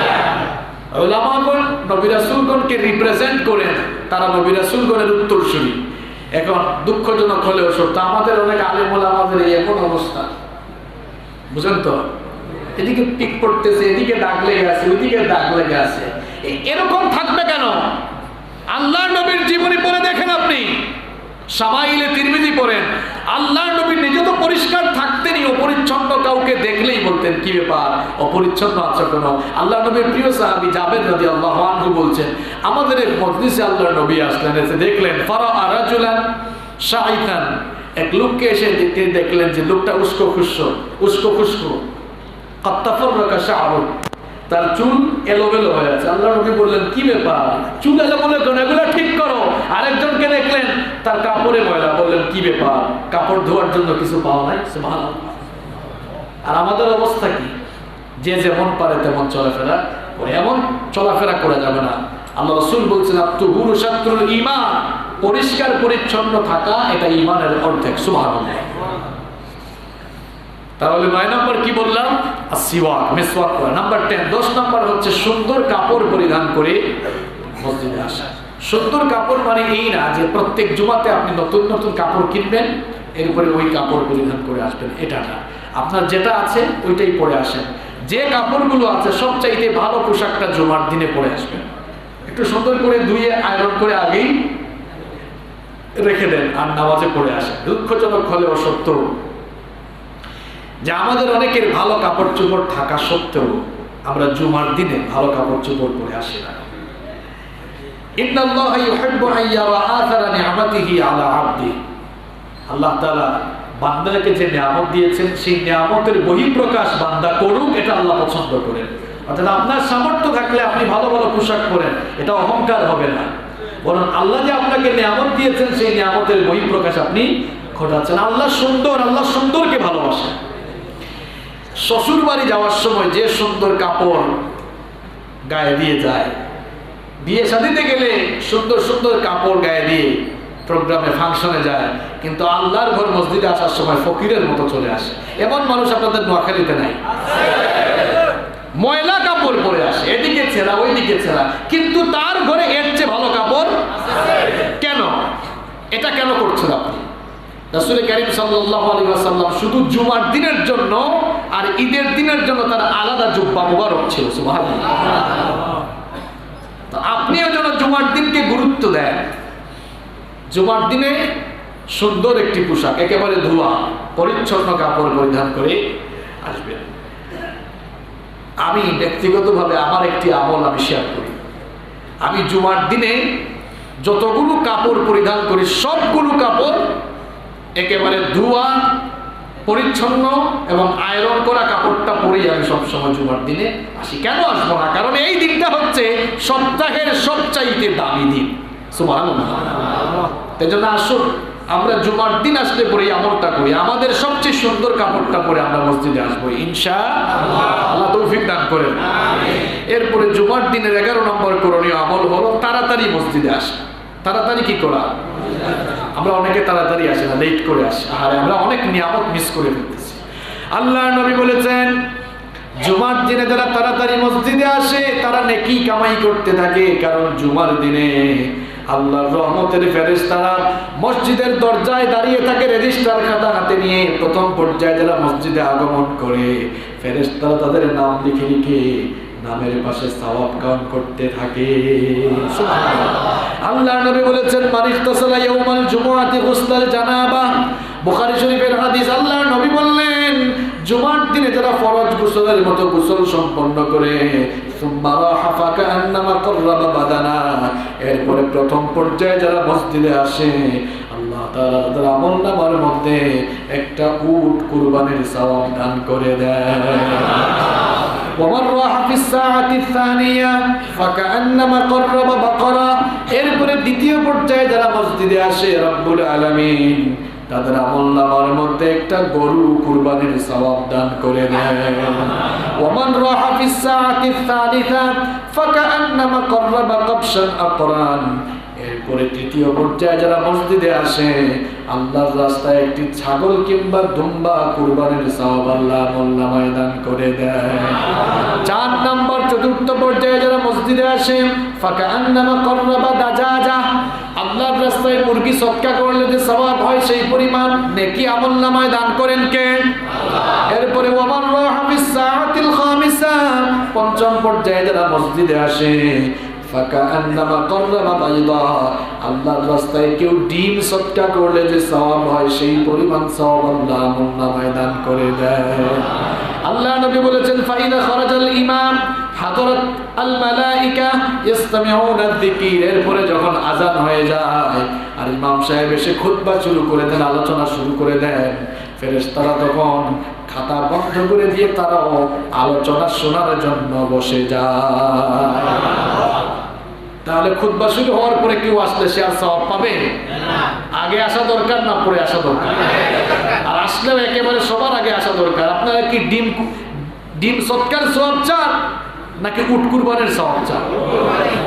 উট কুরবানের সওয়াব পেতে হলে তো সবার আগেই চলে আসতে। জুমার দিনে যেন প্রতিযোগিতা থাকে। আরে ভাই, আপনি 80 বছর বেঁচে থাকলে আপনি যদি সারা জীবনে হয়তো 20-30টা কুরবানি বা 40টা কুরবানি দিতে পারেন, আর আপনি যদি শুধু জুমার দিনগুলোকে কাজে লাগাতে পারেন, তাহলে 1 বছরে 56টা জুমা, শুধু 1 বছরে 56টা উট কুরবানির সওয়াব আমলনামায় লিখাতে পারেন। এই নিয়ামত যেন আমরা কাজে লাগাই, আল্লাহ আমাদেরকে তৌফিক দেন। এরপরে জুমার দিনের 12 নম্বর করণীয় আমল হচ্ছে পায়ে হেঁটে মসজিদে আসা। আপনার গাড়ি আছে, মোটরসাইকেল আছে, বাইক আছে, অসুবিধা নেই, কিন্তু পায়ে হেঁটে আসেন, সওয়াব কম না বেশি? দেখেন, জুমার দিনে এই পায়ে হেঁটে মসজিদে আসার সাথে আরো 4টা কাজ আছে। টোটালি 5টা কাজ যারা করবে, হাদিস শরীফের মধ্যে যতগুলো ফজিলতের হাদিস এসেছে, এটাই হচ্ছে সবচাইতে ফজিলতের হাদিস। সুবহানাল্লাহ। এই হাদিসটা হচ্ছে সবচাইতে বড় ফজিলতের হাদিস। এটি তিরমিজি শরীফের হাদিস। হাদিসটা হলো এই, আল্লাহ নবী বলছেন মান ইগতাসালা ইয়াউমাল জুমআতি ওয়া গাসসাল, জুমার দিনে যারা গোসল করবে এবং করাবে, করাবের ব্যাখ্যা এসেছে এটা সহবাসের গোসলও হতে পারে, এরকম ব্যাখ্যাও কেউ কেউ দিয়েছেন। জুমার দিনে যারা গোসল করবে, গোসল সম্পন্ন করে 2 নাম্বার ওয়াবাক্কারা ওয়াত্তাকা, তাড়াতাড়ি করে যারা মসজিদে আসবে। 3 নাম্বার ওয়াদানা, খতিব সাহেবের পাশে বসার চেষ্টা করবে। 4 নাম্বার ওয়াস্তামা, চুপচাপ। 4 নাম্বার ওয়াস্তামা, মন দিয়ে মনোযোগ দিয়ে আলোচনা শুনবে, খুতবা শুনবে। আর 5 নাম্বার ওয়া আনসা, এরপরে চুপ থাকলো। কয়টা কাজ বললাম? আবার বলছি, 1 নাম্বার সুন্দর করে গোসল করে, 2 নাম্বার তাড়াতাড়ি করে মসজিদে আসলো, এরপরে 3 নাম্বার হলো ইমাম সাহেবের পাশে বসলো, কাছাকাছি বসার চেষ্টা করলো। 4 নাম্বার মনোযোগ দিয়ে আলোচনা শুনলো, খুতবা শুনলো। 5 নাম্বার চুপ থাকলো। আল্লাহর নবী বলেছেন কানা লাহু বিকুল্লি খুতওয়াতিন ইয়াখতুহা আজরু সানাতিন সিয়ামুহা ওয়া কিয়ামুহা। এই লোকটা যে মসজিদে এসেছে, মসজিদে আসার সময় যে প্রত্যেকটা কদম ফেলেছে, প্রত্যেকটা কদমে কদমে, প্রত্যেকটা পাড়ায় পাড়ায় ফেরেশতারা তার আমলনামায় 1 বছরের নফল, 1 বছরের নফল সিয়াম আর 1 বছরের তাহাজ্জুদের সমান সওয়াব লিখে দেয়। আপনার ঘর থেকে মসজিদে আসতে যদি 1000 পারা দিতে হয়, পারা বুঝেন তো, 1000 কদম ফেলতে হয়, তাহলে 1000 কদম সমান 1000 বছরের নফল সিয়াম আর কিয়ামের সওয়াব আল্লাহ আমলনামায় দিবেন। আল্লাহ যেন এই 5টি কাজ করার তৌফিক আমাদেরকে দান করুন। এরপরে নাম্বার 13, সময় তো শেষ হয়ে যাচ্ছে, 5 মিনিট ইনশাআল্লাহ। নাম্বার 13 নাম্বার হচ্ছে 2 রাকাত সালাত এসে মসজিদে আদায় করা, যেটাকে আমরা অনেকে বলি দুখুলুল মসজিদ, এসে এই নামাজটা আদায় করা। আমরা অনেকে এটা করি না। আল্লাহর নবী একদিন খুতবা দিচ্ছেন, এক সাহাবী এসে বসে গেলেন, বললেন কুম, দাঁড়াও, ফাসাল্লি, অথবা অন্য বর্ণনা এসেছে ফারকা রাকাতাইনি, 2 রাকাত পড়ো, এরপরে বসো। এরপরে নাম্বার 14, 14 নাম্বার হচ্ছে কাউকে ডিঙ্গিয়ে সামনে আসার চেষ্টা না, যেখানে এসে জায়গা পাবেন সেখানে বসে যাবে। আমাদের দেশের বিভিন্ন এলাকায় আছে যারা নিজেদেরকে একটু মাতব্বর টাইপের লোক মনে করে, নিজেদেরকে একটু ভিআইপি ভাব দেখায়, আসে দেখবেন শেষে এসে বলেন দেখি একটু দেখ, হ্যাঁ সিআই, আচ্ছা আমার খালি ভাষায় না, সিআই মানে কি? আচ্ছা দেখি সিআই। আল্লাহর নবী একদিন খুতবা দিচ্ছেন, তো এক লোক এরকম সিআই সামনে আসতেছে। আল্লাহ নবী বলে এই থামো। আল্লাহর নবী খুতবা বন্ধ করে বললেন থামো, যেখানে জায়গা পেয়েছো ওখানে বসো। ঘাট ডিঙিয়ে সামনে আসা, আল্লাহর নবী বললেন ঘাট ডিঙিয়ে সামনে আসা মানেই হলো মানুষকে কষ্ট দিয়ে জাহান্নামের পথে অগ্রসর। আপনাদের ইমাম সাহেব হুজুরকে বলে যাচ্ছে এটা আমল করা দরকার, যত বড় লোক হোক আসলে ভাই থামো বসো ওখানে। মসজিদে ইমাম সাহেবই হচ্ছেন সবচেয়ে বড় নেতা। কোন নেতার নেতাগিরি মসজিদে চলবে না। তোমার নেতাগিরি গিয়ে বাহিরে দেখাও। মসজিদে ইমাম যিনি নেতাও পাওয়ার পেয়েছেন তারা সরাসরি কার কাছ থেকে? এত নেতাগিরি দেখাইলে দেখে আসো তো আজকে নামাজটা পড়াও, নেতাগিরি ছুটে যাবে। মসজিদে নেতাগিরি চলে না। মসজিদে আসলে সবাই গোলাম কা, কেউ সামনে আসার চেষ্টা করা যাবে জায়গা পেয়েছেন চুপচাপ। এমনকি মসজিদ কমিটির সভাপতি সাহেব যদি মসজিদে একটু লেট করে আসেন, দরকার নাই, পিছনে থাকেন, যেখানে আসছেন ওখানেই থাকেন। এটাই ভদ্রতা, এটাই বিনয়। এই পরিবেশ আপনাদের এলাকায় আছে তো নাকি নাই? মুসলিমদেরকে কথা বলতে হবে, একটু সাহসী হতে হবে, স্ট্রেইট ফরওয়ার্ড কথা বলতে হবে। আমরা কাউকে ভয় করে কথা, আমরা একজনকে ভয় করি, তিনি কে? আল্লাহকে যারা ভয় করে এদেরকে দেখলে অন্যরা ভয় করে। আমরা একজনকেই ভয় করব, তিনি কে? নেতাগিরি বাইরে চলবে, মসজিদে চলবে। তাহলে 14 নম্বর হলো মানুষের ঘাট ডিঙিয়ে সামনে আসার চেষ্টা। নাম্বার 15 নম্বর হচ্ছে খুতবা চলাকালীন সময় চুপ থাকা, নীরব থাকা। আল্লাহ নবী বললেন যে তোমার পাশে যদি কেউ থাকে, ইদা কুলতা লি সাহিবিকা আমসাক, তুমি যদি তোমার পাশে থাকা লোককে বলি চুপ চুপ কথা বলো না। আল্লাহ নবী বললেন এই কথা বলা মানেই হলো ফাতাবলা গাউতা, তুমিও বাড়াবাড়ি করলে, সীমা লঙ্ঘন করলে, তুমিও অনর্থক কথা বলে ফেললে। অর্থাৎ ইমাম সাহেব, খতিব সাহেব কথা বলছেন, আপনাদের খতিব সাহেব কথা বলছেন, ধরেন আগামী জুমায় কথা বলছেন, আশপাশে যদি আপনি কথা বলেন, আল্লাহ নবী বললেন এই লোকটা সীমা লঙ্ঘন করছে। আমরা কি সীমা লঙ্ঘন করবো? মসজিদে আসলেই চুপচাপ থাকতে হবে, কোনো কাজ নাই। তাসবিহ, তাহলিল, জিকির আজকার করেন, ইস্তেগফার করেন, পারস্পরিক কথা বলা যাবে। নাম্বার 16, 6 নম্বর হচ্ছে ইমাম সাহেবের পাশে বসার চেষ্টা করা। আচ্ছা বললেন তো এই ভাইরা একেবারে আমার কাছাকাছি বসে কথা শুনে যে মজা পাচ্ছে, ওই প্যান্ডেলের নিচে যারা বসছে এরা কি সেই মজা পাচ্ছে? যেটা সামনে বসার চেষ্টা করতে হবে। সামনে বসলে আবার সামনে বসতে যাইয়া কিলাকিলি করা যাবে না। কিলাকিলি করা যাবে? কিলাকিলি করা যাবে। যিনি আগে চলে আসবেন তিনি আগে। এরপরে নাম্বার 17 নম্বর হচ্ছে দোয়া করা, কারণ জুমার দিন দোয়া কবুলের। আল্লাহর নবী বলেছেন এই দিনে এমন একটি সময় আছে যেই সময় দোয়া কবুল করলে আল্লাহ বান্দাকে ফিরিয়ে দেন না, কবুল করেন কে? আল্লাহ। সেই সময়টা কোন সময়? এ ব্যাপারে 45টি অভিমত আছে। কয়টি অভিমত? কেউ বলছেন যে সূর্যোদয় থেকে নিয়ে ফজর পর্যন্ত, কেউ বলছেন জুমার দিন ইমাম সাহেব যখন খুতবায় বসেন তার আগ মুহূর্তে, কেউ বলেছেন খুতবায় বসা থেকে নিয়ে নামাজ শেষ করার আগ পর্যন্ত, কেউ বলেছেন আসর টু মাগরিব। এই মতটার উপরে অনেকে প্রাধান্য দিয়েছেন। তো যেহেতু নির্দিষ্ট করে বলা যায় না, এই জন্য আমাদের উচিত হবে জুমার পুরা দিনটাই বেশি বেশি দোয়া। আপনার মনে অনেক চাহিদা আছে, আল্লাহকে বলেন, দোয়া করতে থাকেন। আজকের দিনটা দোয়া কবুলের দিন, এই জুমার দিনে সারাদিন আল্লাহর কাছে দোয়া করেন, দোয়া কবুল করবেন কে? এরপরে নাম্বার 18 নম্বর হচ্ছে জুমার সালাতে যখন দাঁড়াবেন, প্রথম রাকাতে সূরাতুল আলা, দ্বিতীয় রাকাতে সূরাতুল গাশিয়া। 3টি বর্ণনা এসেছে। আল্লাহর নবী মাঝে মাঝে প্রথম রাকাতে সূরা আলা, দ্বিতীয় রাকাতে সূরা আল গাশিয়া, আবার 2 নম্বর আরেকটি বর্ণনা পাওয়া যায় প্রথম রাকাতে সূরাতুল জুমুআহ, দ্বিতীয় রাকাতে সূরাতুল মুনাফিকুন। আবার অন্য বর্ণনা এসেছে 3 নম্বর আরেকটি বর্ণনা পাওয়া যায় প্রথম রাকাতে সূরাতুল জুমুআহ আর শেষ রাকাতে সূরাতুল গাশিয়া। তবে এই সূরাগুলো দিয়ে যে নামাজ পড়তে হবে এমনটা নয়, যে কোনো সূরা দিয়ে নামাজ পড়লে নামাজ কবুল করবেন কে? আল্লাহ। কিন্তু আল্লাহর নবীর একটা স্বভাব ছিল, তিনি এই জুমার দিনে এই সূরাগুলো বেশি তেলাওয়াত করতেন। দেখবেন যারা হজ করেছেন, উমরা করেছেন, কিংবা এখন হারামাইন শরীফাইন নামে ফেসবুকে একটা পেজ আছে না, এই যে আজকে জুমাবার দেখবেন ওখানে পুরা জুমার খুতবা নামাজ লাইভ দেখাবে। দেখবেন আপনারা বছরের বেশিরভাগ সময় প্রায় 95% হবে, 95% কিংবা আরো বেশি, বেশিরভাগ সময় তারা সূরা আলা, সূরা গাশিয়া তিলাওয়াত করে। এরপরে নাম্বার 19 নাম্বার হলো জুমার 2 রাকাত ফরজ নামাজ শেষ হওয়ার পরে 4 রাকাত নামাজ পড়ে যাও। অনেকে তো আছে সালাম ফেরানোর পরে দৌড় মারে, আপনাদের এলাকায় নাই? হায় হায়, এখানেও আছে। এই 4 রাকাত নামাজ পড়ে যেতে হবে।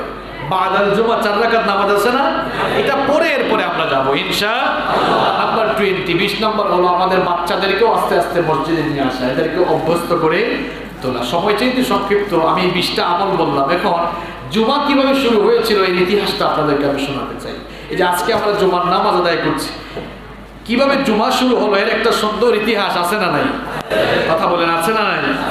এই ইতিহাসটা সবাই জেনে যান। তাবরানীর বর্ণনা এসেছে, রাইসুল মুফাসসিরিন আব্দুল্লাহ ইবনে আব্বাস এবং আবু মাসউদ আনসারী রাদিয়াল্লাহু আনহুমা তারা বর্ণনা করেছেন যে রাসূল করিম সাল্লাল্লাহু আলাইহি ওয়াসাল্লামের হিজরতের কিছুদিন পূর্বে মক্কায় থাকাকালীন জুমার নির্দেশ আল্লাহ তাআলা তাকে দিয়েছিলেন, কিন্তু মক্কায় জুমা আদায় করার তেমন কোনো পরিবেশ ছিল না বলে মক্কায় রাসূল করিম সাল্লাল্লাহু আলাইহি ওয়াসাল্লাম জুমার নামাজ আদায় করতে পারেন নাই। আল্লাহর নবী হিজরত করার আগে কিছু সংখ্যক সাহাবীরা তার আগে হিজরত করেছিলেন। যারা মদিনায় হিজরত করে গিয়েছিলেন তাদের মধ্যে মুসআব বিন উমাইর রাদিয়াল্লাহু আনহু 12 জনকে নিয়ে রাসূল করিম সাল্লাল্লাহু আলাইহি ওয়াসাল্লামের হিজরতের আগেই তিনি মদিনায় 12 জনকে নিয়ে প্রথম জুমার নামাজ আদায় করেছিলেন। আবার মুসনাদে আহমদ, আবু দাউদ, ইবনে মাজাহ, ইবনে হিব্বান এবং বাইহাকির বর্ণনা এসেছে যে রাসূল করিম সাল্লাল্লাহু আলাইহি ওয়াসাল্লামের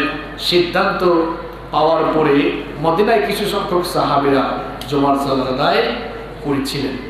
আবার রাসূল করিম সাল্লাল্লাহু আলাইহি ওয়াসাল্লাম যখন মক্কা থেকে মদিনায় হিজরত করলেন, মক্কা থেকে মদিনায় হিজরত করে যেদিন তিনি মসজিদে কুবায় গিয়ে উপস্থিত হলেন সেই দিনটা ছিল সোমবার। 4 দিন সেখানে অবস্থান করে মদিনায় গিয়ে যেদিন তিনি উপস্থিত হলেন সেই দিনটা ছিল ইয়াউমুল জুমা। জুমার দিন সেখানে গিয়ে উপস্থিত হলেন। জুমার দিনে সেখানে গিয়ে উপস্থিত হওয়ার পরে বনি সালেম গোত্রের এক উপত্যকায় তিনি সাহাবীদেরকে নিয়ে জুমার নামাজ আদায় করেছিলেন। সেটিই ছিল আল্লাহর নবীর ইমামতিতে ইতিহাসের প্রথম জুমা। এরপরে তো জুমা চলতে চলতে এখনো আমরা জুমা পড়ি। সম্মানিত ভাইয়েরা, নোয়াখালীর ভাইয়েরা, আজকে আপনাদের এখানে আসতে পেরে আমি নিজেই অনেক আনন্দিত।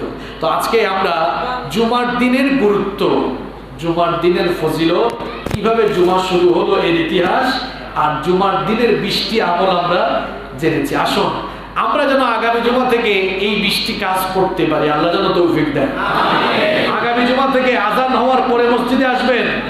একজন খতিব সাহেব জুমার দিনে কোনো একটা বিষয়ে বক্তব্য রাখেন, ওই বিষয়ে বক্তব্য রাখার জন্য তিনি ঘন্টার পর ঘন্টা পড়াশোনা করে আসেন, আর আপনারা 20-30 মিনিট এসে খুব সুন্দর আরাম করে শুনে চলে যান। আর তিনি এই আলোচনাটা প্রস্তুত করতে তার ঘন্টার পর ঘন্টা, 100 ঘন্টা, 200 ঘন্টা সময় চলে যায়। এই যে একটা সুযোগ আপনাদের জন্য, এই সুযোগটা আপনারা কাজে লাগাবেন। ইমাম সাহেবের কাছ থেকে, খতিব সাহেবের কাছ থেকে যদি একটা জিনিসও শিখতে পারেন এটাও তো অনেক ভালো। আগে ভাগে মসজিদে চলে আসতে হবে। আজকে আমরা জুমার দিনের যে করণীয় জানলাম, এই করণীয় গুলো আমরা যেন আমাদের বাস্তব জীবনে পালন করতে পারি। আল্লাহ তাআলা যেন আমাদের সকলকে সেই তৌফিক দান করে। আমরা সবাই বলি আমিন। হাদা মা ইনদি ওয়াল ইলমু ইনদাল্লাহ। আসসালামু আলাইকুম ওয়া রাহমাতুল্লাহ। সবাই